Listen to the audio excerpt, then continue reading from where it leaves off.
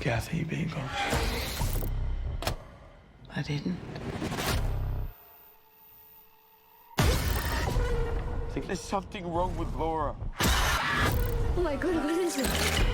A24 and the Philippou Brothers are back with a new horror movie. And wow, is this a very brutal horror movie. It's probably one of the most dark and sad horror movies I have ever seen. It has so much emotion behind it. And the Philippou Brothers seem to want to do horror movies that are very emotional and make you feel something. They have shown that they are pretty good at that. With Talk to Me, which also was a terrific horror movie and their first one. This one you can say is a companion piece to Talk to Me. It does have the same emotional depth as Talk to Me, if not even more. It's about these kids, Andy and his stepsister Piper, that are placed in foster care after their father died after complications from chemotherapy. And a woman by the name of Laura takes them in. She's a counselor for kids in a school. And step by step some weird things start to happen. And I mean really weird things. This movie is also one of the weirdest movies I have ever seen. It's awkward in a very strange way. It's awkward throughout the whole movie. The kids are in a very vulnerable situation from the start. So that's why you kind of feel awkward from the start. The Philippou Brothers use that to the movie's full advantage. You kind of feel closed in this woman's house. They feel closed in. As the characters feel closed in, the viewer feels closed in. And that is an unsettling feeling. The Philippou Brothers once again make a well-directed and written horror movie. I was very excited to see if they could manage to make something as effective as Talk to Me.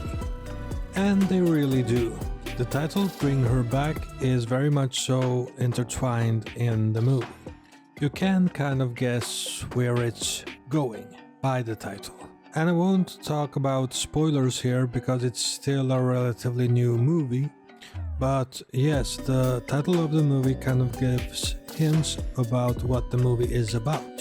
And this movie handles that subject very well and in a unique way. And most of all in an unsettling way. It creates a mythology without spelling it out for you. There is a supernatural aspect to it that is involved in this movie without being totally explained on how it works and what the rules are. Some rules are explained but not everything. And I kind of liked that some of it is in ambiguity. And it makes it much more scary to not explain what the, let's say, creature is and what it wants and how it works. Some things are explained, but many of them are not. The movie is well shot for being so minimalistic. Beautiful wide shots and great movement with the camera. But it doesn't do it in that much of a stylistic way, not that much shadows or darkness. It's a quite bright movie. Most of it takes place in daytime, which kind of makes it more scary because it all takes place in daytime and it's all bright. There are scenes here and there that take place at nighttime, but most of it is daytime. And once you figure out what's actually going on, it's more sad than scary. But it uses sadness to make the events horrific at the same time. The villain of the movie, Laura, she's very nuanced. It's a nuanced character.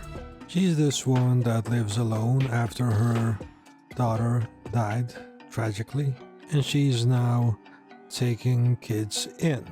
She's sweet and behaves in a normal way at times, but then she kind of is awkward at the same time.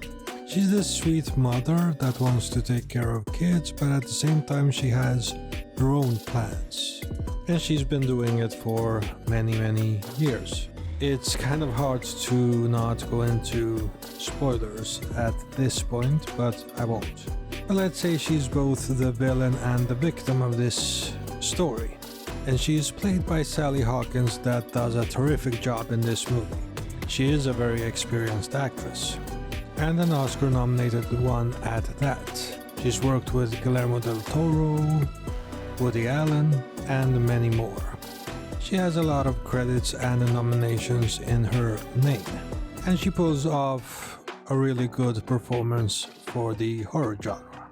The kid actors in here are also very good, especially Billy Barrett, Sora Wong, and Jonah Wren Phillips. They are all great for being this young, especially Jonah Wren Phillips.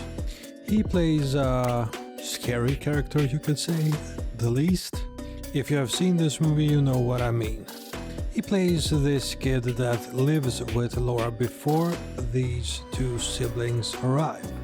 He's just there and acts very strangely, and they do play around with that a lot in the movie, and you don't get answers to why before the very end. And I have to say, if you are very sensitive to seeing kids get hurt in a movie, this movie is not for you at all. So bear that in mind. Speaking of that, the film has a lot of practical effects. The gore is done, from what I could see, practically. And it's very effective. There is a lot of blood, and I'm sure they did use CGI to clean it up a little bit, but it's done in camera. There was actually a scene that I had to look away from because it was very gnarly. And speaking of that, Jonah Wren Phillips, again, he's great in this movie. He's just 12 years old, but he's really good in this movie. He still manages to be very scary. And I'm sure he will be in many more movies to come. He will most probably be the most memorable thing about this movie, alongside with its story. It's ultimately a movie about grief, and it does that very well. It's not a conventional horror movie. It won't be for everyone, especially if you don't like very bleak movies. But it executes what it is in a very fantastic way. You can see that it's made with a lot of care and emotion put into the writing and the directing and so on. And these two brothers, the Philippou Brothers, I feel are very talented in what they do. They show that in Talk to Me, and they show that in this movie. And I'm very excited to see what they do next. Keep in mind that these two brothers they were YouTubers at the start. A YouTube channel called Raka Raka, and they did make good videos. But they are really shown that they are one of the most interesting and promising filmmakers today. And there are plans that they will do a sequel to Talk to Me, and I can't wait for that. All in all, I do believe that this is the best horror movie so far this year. It's unmatched in the writing and directing so far. But there is a lot of this year left, so we will see if it will be the best horror movie this year. I don't think so, but it will definitely be at the top. It's definitely one of the best experiences on an emotional level in horror this year. And it's definitely a must-see. I am giving Bring Her Back an 8 out of 10. It's not perfect, but it's definitely the best horror experience you will have this year so far. If you liked this video, please like, share and subscribe.